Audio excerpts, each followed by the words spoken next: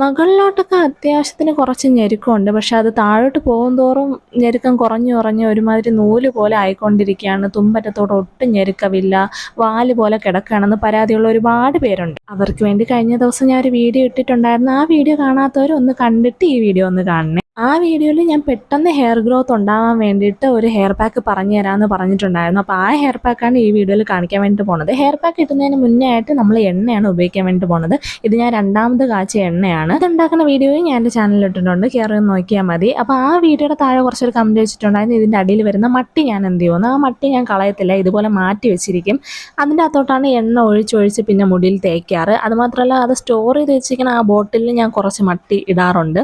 അത് ഇരുന്നിരുന്ന് ആ എണ്ണ കോൺസെൻട്രേറ്റ് ആവാനാണ്. അപ്പോൾ നമുക്ക് നല്ലപോലെ എക്സ്ട്രാ ആ ഒരു എഫക്റ്റ് കിട്ടും. എന്തായാലും ഹെയർ പാക്ക് ഇടുന്നതിന് മുന്നേ ആയിട്ട് ഞാൻ മുടിയുടെ തുമ്പിൽ അത്യാവശ്യം കുറച്ച് കൂടുതൽ എണ്ണയും തേച്ച് സ്കാൽപ്പിൽ കുറച്ച് എണ്ണയെ തേച്ചിട്ടുള്ളൂ. എന്നിട്ട് ഒരു ചെറിയ ഹെയർ മസാജ് കൂടെ കൊടുക്കുകയാണ്. ഇനി നമ്മുടെ ഹെയർ പാക്കിൻ്റെ ആവശ്യമുള്ള സാധനങ്ങൾ ഞാൻ കാണിച്ചു തരാം. ഇത് വളരെ ഇമ്പോർട്ടൻ്റ് ആയിട്ടുള്ള സാധനം. വേറൊന്നുമല്ല, നിലവാകയുടെ ഉണങ്ങിയ ഇലയാണ്. ഈ പേര് കേട്ടിട്ട് അധികം ഞെട്ടയൊന്നും വേണ്ട. ഇത് അങ്ങാടിക്കടയിൽ വാങ്ങിക്കാൻ കിട്ടും. നിലവാകയുടെ ഉണങ്ങിയ ഇല എന്ന് ചോദിച്ചാൽ മതി. ഹെയർ കെയറിൽ വളരെ ബിഗിനേഴ്സ് ആയിട്ടുള്ള ആൾക്കാരൊക്കെ ഇത് യൂസ് ചെയ്യണമെന്ന് ഞാൻ പറയൂല. നിങ്ങൾ പേരയില ഇതിന് പകരം യൂസ് ചെയ്താൽ മതി. പേരയില അരച്ച് ചേർത്താൽ മതി.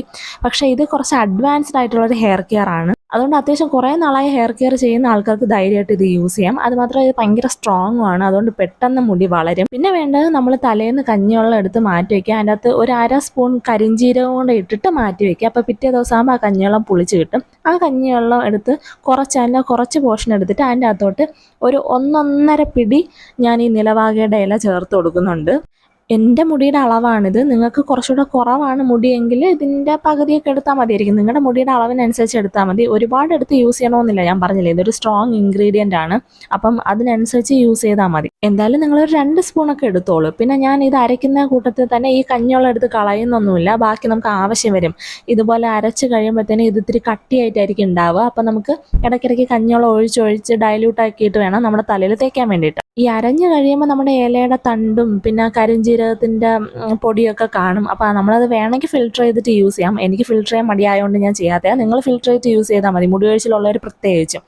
ഞാൻ തേക്കണ എങ്ങനെയാണെന്ന് വെച്ചാൽ, ഇതുപോലെ എടുത്ത് കഴിയുമ്പോൾ കയ്യിൽ കുറച്ച് ഈ കഞ്ഞിവെള്ളത്തിൻ്റെ അംശം ബാക്കി വരും, ഈ ചാറുള്ളത്. അതങ്ങനെ തലയിൽ തേക്കുകയാണ്. ഞാൻ കാണിച്ചു തരാം. അപ്പോൾ എന്തായാലും എപ്പോഴത്തേം പോലെ മുടിയൊക്കെ ഒരു സൈഡിൽ കെട്ടി വെച്ചിട്ട് നമ്മൾ സ്റ്റാർട്ട് ചെയ്യാണ്.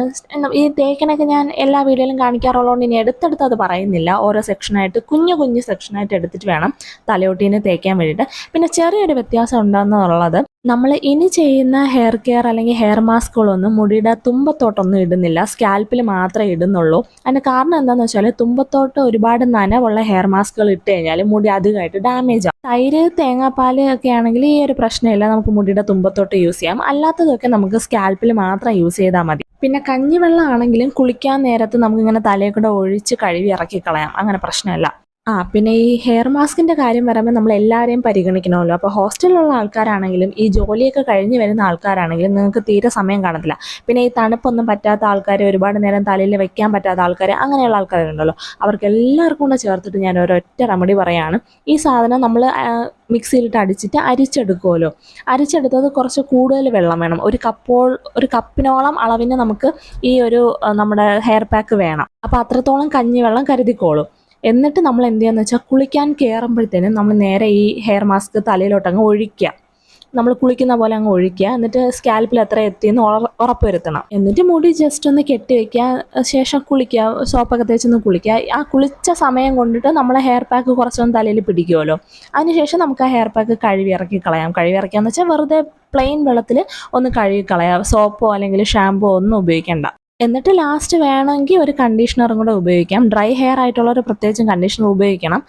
പ്ലെയിൻ വെള്ളത്തിൽ കഴുകി ഇറക്കി കളഞ്ഞാൽ സ്മെല്ലൊന്നും കാണത്തില്ല കേട്ടോ. പുളിച്ച കഞ്ഞിവെള്ളമാണെങ്കിലും മറ്റേ ഈ ഇലയുണ്ടല്ലോ, ഇലയ്ക്ക് ഭയങ്കര ആയുർവേദ സ്മെല്ലാണ്. നമ്മുടെ ഈ അങ്ങാടിക്കടയിലൊക്കെ ഒരു സ്മെല്ലുണ്ടല്ലോ, ആ സ്മെല്ലാണ്. അത് മാത്രമേ തലയിൽ കാണത്തുള്ളൂ. അത് വലിയ വൃത്തിയായിട്ട സ്മെല്ലൊന്നുമില്ല. ഈ കഷായത്തിൻ്റെയൊക്കെ ചെറിയൊരു സ്മെല്ല് പോലെ ഇരിക്കും. പക്ഷെ അത് ഒരുപാട് നേരം തലയിൽ നിൽക്കത്തില്ല.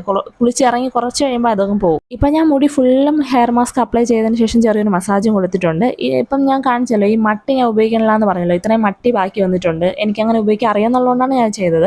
ലാസ്റ്റ് ബാക്കി വന്ന ഹെയർ പാക്ക് മുടി ഒട്ടും വളരാത്ത ഏരിയയിലൊക്കെ ഇട്ട് കൊടുത്തതിന് ശേഷം ജസ്റ്റ് മുടി ഇങ്ങനെ ഒന്ന് ഉയർത്തി കെട്ടി വെക്കുകയാണ്. എത്ര നേരം വെക്കണമെന്ന് ചോദിച്ചാൽ, ഞാൻ ഒരു 1/2 മണിക്കൂർ തൊട്ട് 3/4 മണിക്കൂർ വരെ വെക്കാറുണ്ട്. അത്ര നേരം പറ്റുന്നവർ അത്ര നേരം വെക്കുക.